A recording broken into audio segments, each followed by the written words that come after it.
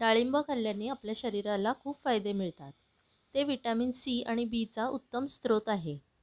डाळिंबामध्ये magnesium, potassium, phosphorus, selenium, zinc मोठ्या प्रमाणात असते.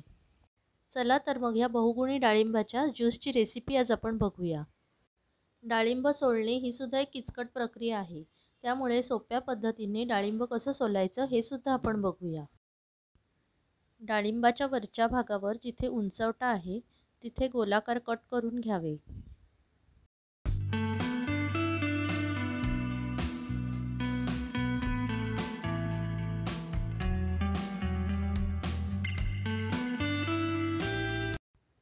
आता उभ्या भागावर जो उंचवटा आहे तिथे 4 किंवा 5 उभे कट करून घ्यावे. 2 उंचवट्यांच्या मध्येही आपण कट करू शकतो.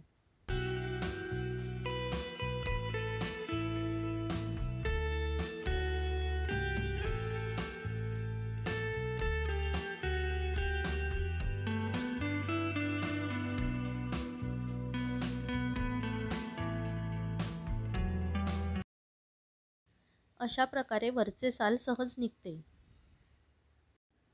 मग उभे दिलेले कट सुद्धा असे पटापट मोकळे होतात.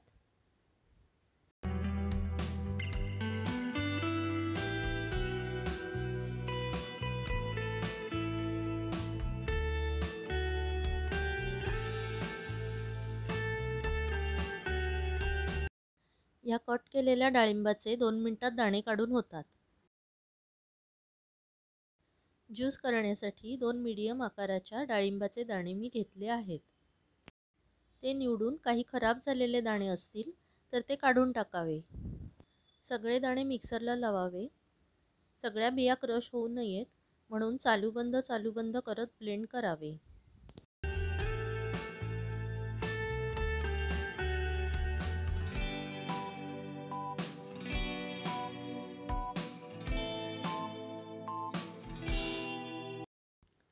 गाळण्याने गाळून घ्यावे आणि चमच्याच्या सहाय्याने त्यातील सगळा ज्यूस काढून घ्यावा.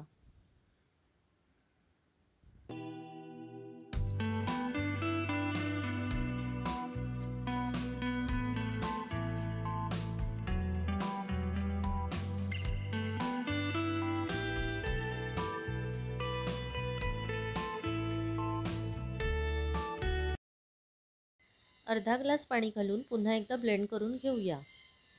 मित्रमैत्रिणींनो, तुम्ही चॅनलवर नवीन असाल आणि अजून सबस्क्राईब केलं नसेल तर प्लीज सबस्क्राईब करा. म्हणजे नवीन पोस्ट केलेल्या व्हिडिओचे अपडेट्स तुम्हाला लगेच मिळतील.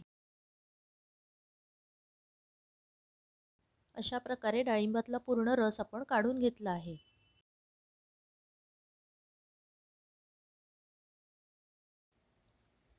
आता त्यात मी 2 चमचे साखर घातली आहे. डाळिंब गोड असेल तर आपण साखर स्किप करू शकतो. अर्धा चमचा सेंधव मीठ आणि 1 चमचाभर लिंबाचा रस घालूया.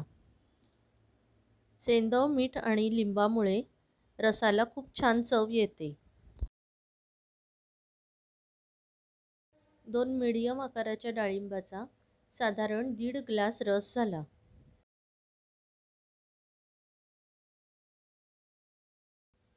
डाळिंबाचा रस हेल्दी तर आहेच, पण चवीलाही खूप सुंदर लागतो. रंग तर एकदमच छान आलाय. आवडली ना तुम्हाला आजची रेसिपी? मग लाईक आणि मित्रमंडळींमध्ये शेअर करायला विसरू नका.